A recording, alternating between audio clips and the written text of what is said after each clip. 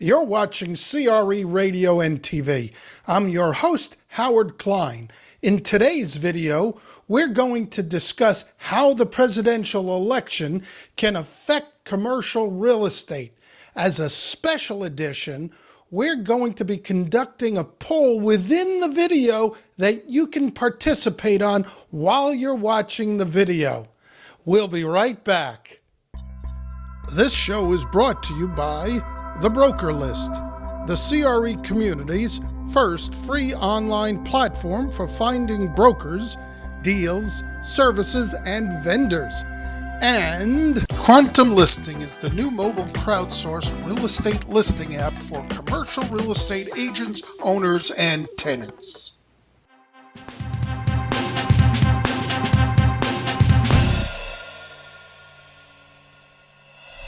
So we are going to be talking about the impact of the presidential election on commercial real estate. And let me know what your thoughts are, and then I'll disagree with it. Good. It sounds fantastic. Well, regardless of who wins, whether it be right now, let's assume Trump or Clinton, there will be specific changes in legislation in regards to have a significant impact on real estate and therefore on brokerage. Think about that. What if the 1031 went away?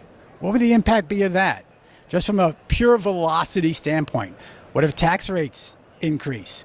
What if interest rates significantly increase and fiscal policy changes? All these factors are going to happen. It's really a matter of which ones will impact us the most. They all will. Certainly, I think the 1031 is the most likely and the scariest if a certain party wins the election. I won't mention who.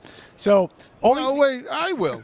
Okay, good. I will, but my question is, which one do you think? In terms of a 1031 exchange, I would be pretty confident that Trump would not get rid of a 1031 exchange. We don't see in any way Trump getting rid of a 1031 exchange. It's his livelihood. Let's face it. Why would he do that? Well, but why would Clinton get rid of it?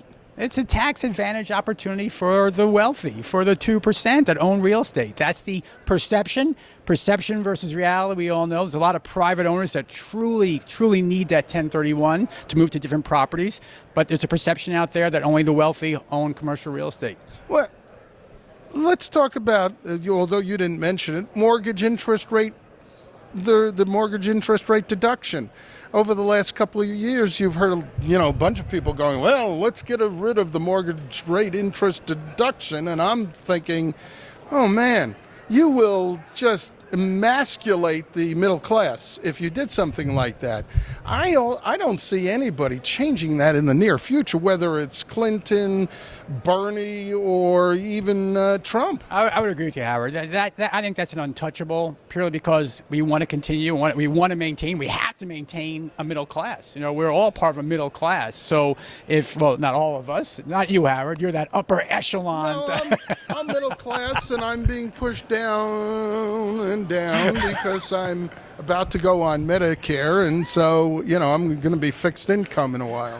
No, but you're right, Howard. You're absolutely correct. That deduction I don't see happening. I don't see anyone moving that away. We need it for a variety of reasons. But let's assume they take it away. What do you think the impact? The 1031? No, the mortgage deduction. What would the impact be on the individual consumer, then take it away to the individual investor in commercial real estate? Right. Imagine the huge impact it will have on every aspect of real estate. Well, I would think that you would decimate the middle class home ownership, and then you would have a whole slew of homes which would be purchased by upper income level people because the homes would be cheaper. And then they would rent it out, and then they would sell it to their other buddies who have a lot of money, trying to take money from their rich buddies. Well, I would agree with you there. It would decimate the middle class, and I think we have to look beyond that. What happens then to those now prohibitive tax savings that you used to have? Where you now you have less money, less capital. What happens to the marketplace? What happens to just the consumer base? What happens to commercial real estate? And in my world, what I'm more concerned about, in a probably a selfish way, is what happens to the commercial brokerage, community? What's the impact on that? If any of these changes happen, how are the brokers today educating their owners, their clients, their users to share with them these potential opportunities and challenges right now that are facing them? I don't know how they would do it. But switching a little bit of the story, because as you were talking, I started thinking of something that may more realistic be affected, which would be the capital gains tax rate. Now, in that particular case, I see that, again, I don't see Clinton changing that. I see if Trump got in, he might change it to the betterment of investment.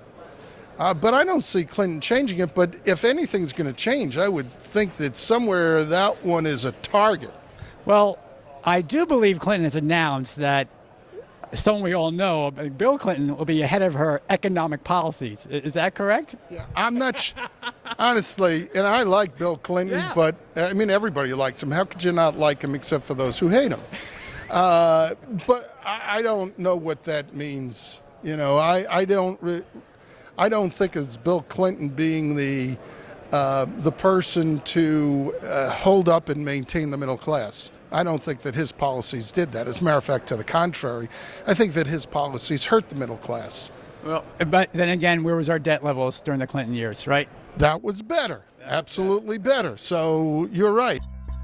This show is brought to you by The Broker List, the CRE community's first free online platform for finding brokers, deals, services, and vendors.